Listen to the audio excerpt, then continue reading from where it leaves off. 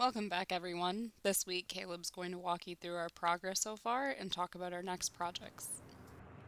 All right, so we are about 7 weeks in.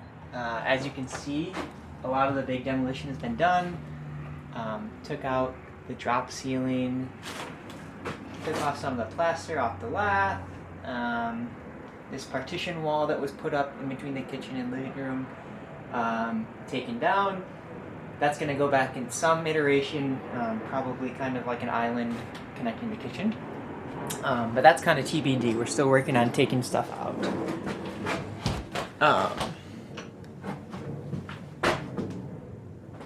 Living room / dining room is kind of this area. I feel like you can kind of get a better sense of it now with a lot of the stuff out.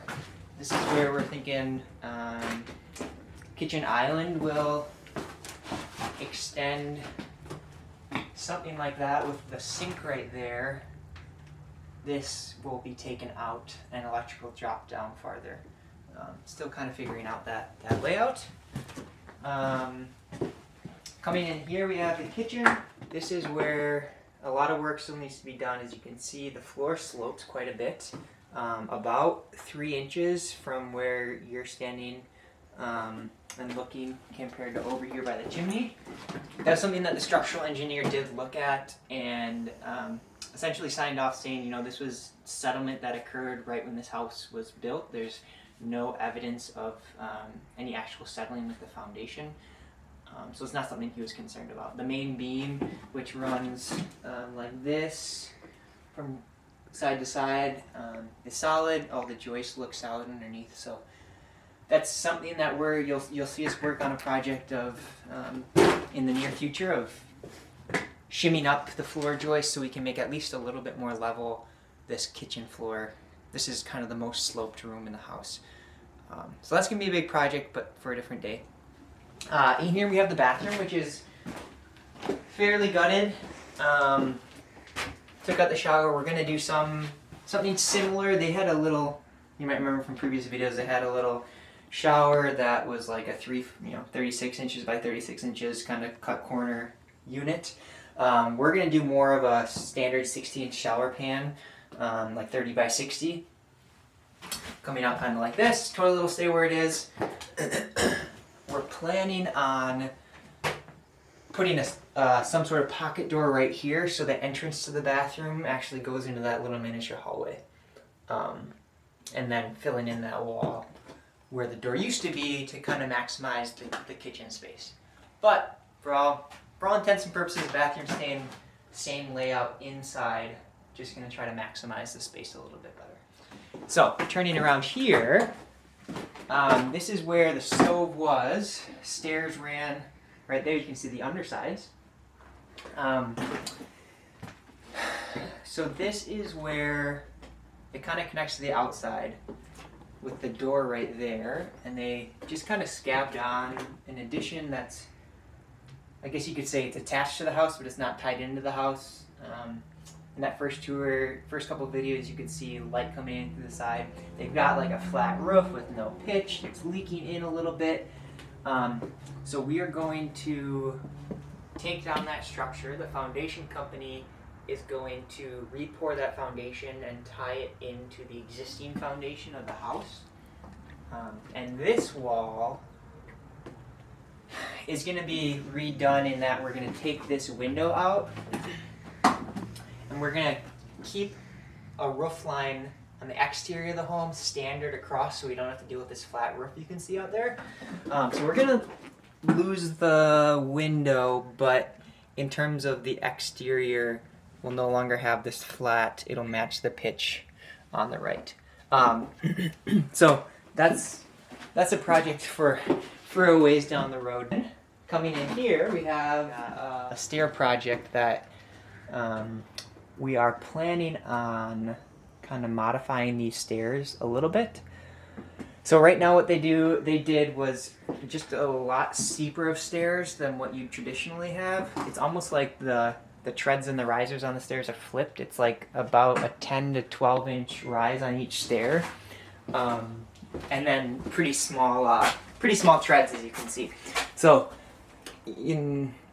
it was good for what they did when they did it. They were trying to maximize floor space in the second level, but we've kind of come to the conclusion that safer stairs are a better way to go rather than maximizing the space upstairs. So if you come over here, it might be a little bit hard to see, but essentially they just have they just put a header, they chopped off the joist, the floor joist, put a header in, and then attached the stair stringers, 2 stair stringers, to that header.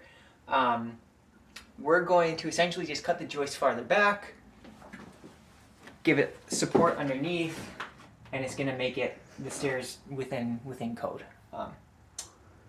Because right now they're not very functional and kind of dangerous. So we do that. That vent pipe right here, we're going to be able to move because that's just a dry vent pipe for the plumbing system, which we can kind of hide in some other walls. So coming down upstairs, this was a non-load bearing wall up here that we took plaster and lath off. This was, originally the first bedroom, kind of where we're standing right now, and then that doorway into that large room back there was the second bedroom. And then obviously we have the single toilet to the right. I don't think it's even considered a half bath because it didn't have a sink.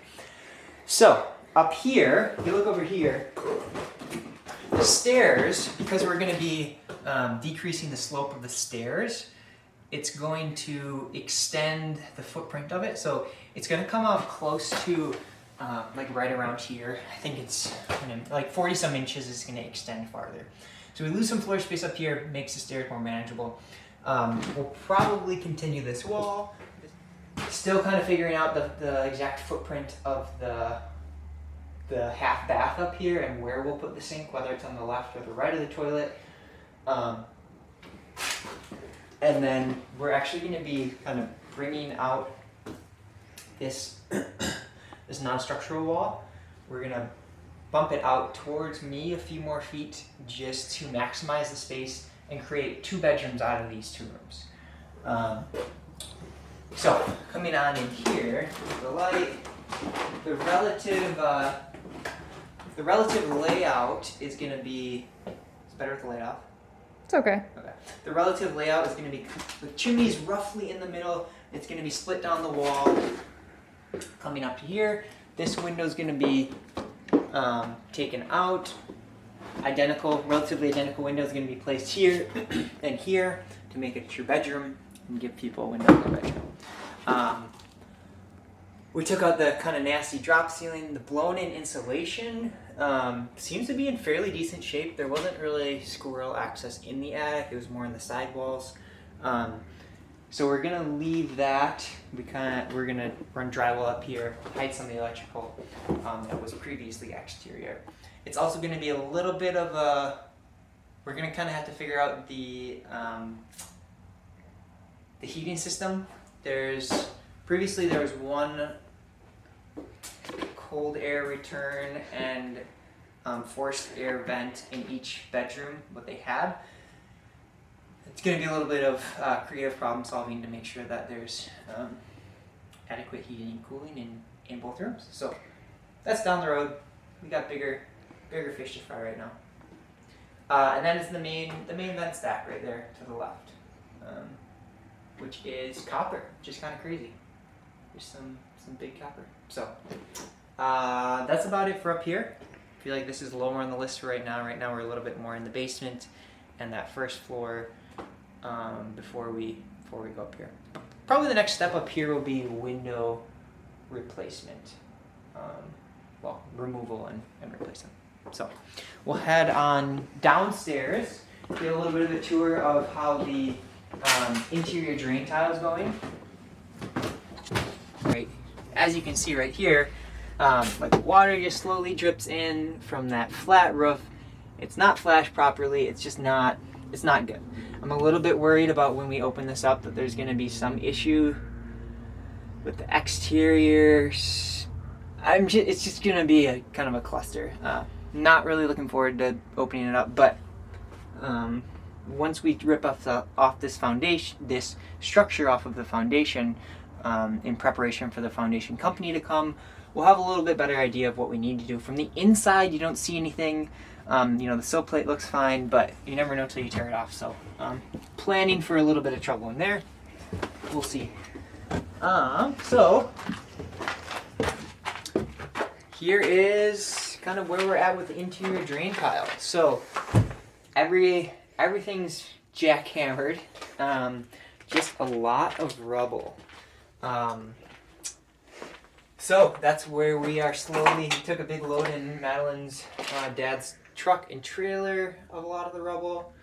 Kind of limited by a number of buckets right now. We also don't have a large towing vehicle right now, so this weekend we're getting my dad's van, which will be great. So we've been doing 7 or 8 buckets. Is kind of the max I can fit in the back of the Prius without breaking the suspension. So that's what we do in the morning. Is we drop it off at the dump, come back and fill up the buckets in the evening.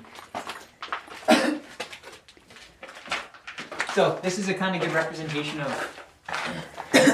where we're at, what we're doing. This is the footer for the wall. Kind of comes out roughly 6 inches. We're digging out. This is going to get a 4-inch kind of like circular drain, what you'd see on a gutter extension, similar to that. You'll see videos of this. I'll go over this later, but that's kind of where we're at. So we're just clearing the rubble.